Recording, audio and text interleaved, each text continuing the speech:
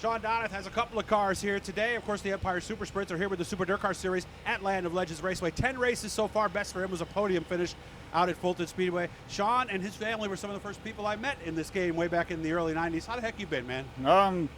Aging, just busy and working and hanging in there. Still at Panther? Oh, yeah, Okay. yeah. And Panther Framework is what we're talking about. Yeah. How is the chassis business for sprint cars right now? We did pretty good this year. I mean, honestly, it's not a lot of selling in the middle of the season as far as selling cars. Parts business is picking up.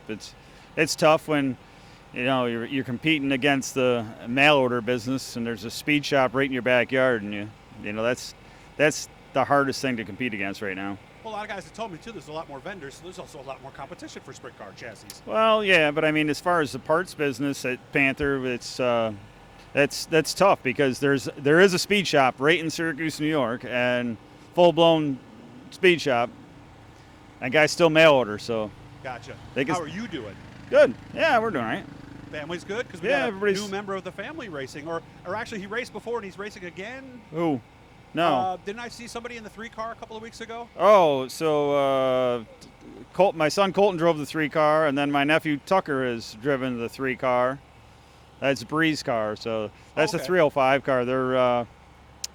Tucker's going to run it, I think, the next race here. Oh, okay. Yeah. So whoever happens to be available that night, maybe, or I think Tucker's going to try and do his own deal, maybe later part of the season, and then we'll see who ends up in the 3-car. Okay. As far as how is the car? I mean, we got a top 3. I've seen up and down is what I've noticed just as a casual observer. We wrecked a couple cars early in the year. We wrecked a car at Port Royal in a wingless show, threw that away. I mean, it really couldn't save anything. And then the opener with ESS at Genesee, we had wrecked our primary car and had to front clip it. And we've been so busy that we haven't even had time to build ourselves a new car yet. So hopefully we got a couple weeks off, but we thought we were going to get a couple weeks off, and it looks like the border's going to open, so we'll see how that shakes out. That's what they keep telling us. We'll see. 2 cars today. Is one different than the other? Is one clearly a backup? No. So Jeff Halligan's going to drive the other car today. Nice. Okay. Yeah. How do we like this place? Obviously, you learned a lot about it last year, being here weekly with your daughter. It's slick, so that's the best part for me. I like the slick racetracks. Our cars, the Panther is built around a slippery racetrack. It's the tall cage driver back deal, so not a lot of guys do that with the sprint car. Hopefully we got our ducks in a row and, do well. What keeps you excited after 30 years in this business as a driver and now even more involved behind the scenes? I don't know. I mean, it's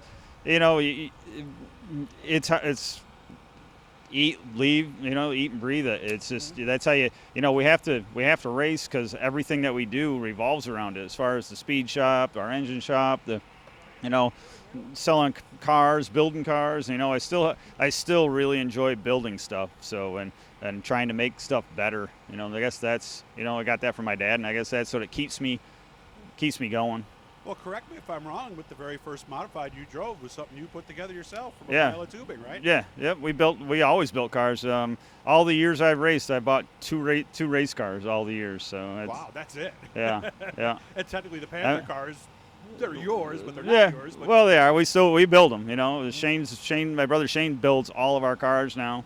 And it's for Panther, but so it's Shane's on the jig now. Oh yeah, Shane does. Shane is our fabricating guy. So I was wondering if he was still involved. And my dad still builds all the bodies. So that part of it, we still are hands-on building all the stuff ourselves in house. Tell me the story again, because we haven't done it on this venue on the YouTube page yet. Why was the first car pink again? So me and my oldest brother Mike, we ended up we're going to race pier stocks back in late '80s, and my dad had a fab shop. We were building cars for other people. He said, "All right, you guys can go ahead and build a car." So we built a car and we got all done. And he's like, "All right, you owe me X amount of dollars for material used in the shop." Yeah, all that stuff. And he says, "Well," me and my brother are like, "Oh wow, we didn't think we used that much." And he says, "Well, I'll tell you what, if you paint it pink, you don't have to pay me. You have to have a pink car though." Mm-hmm. So I'm like, "Oh, all right." My brother's like, "Oh, hell no, we're paying for this stuff. I ain't driving a pink car." Oh yeah, he's like, "I'm not driving a pink car."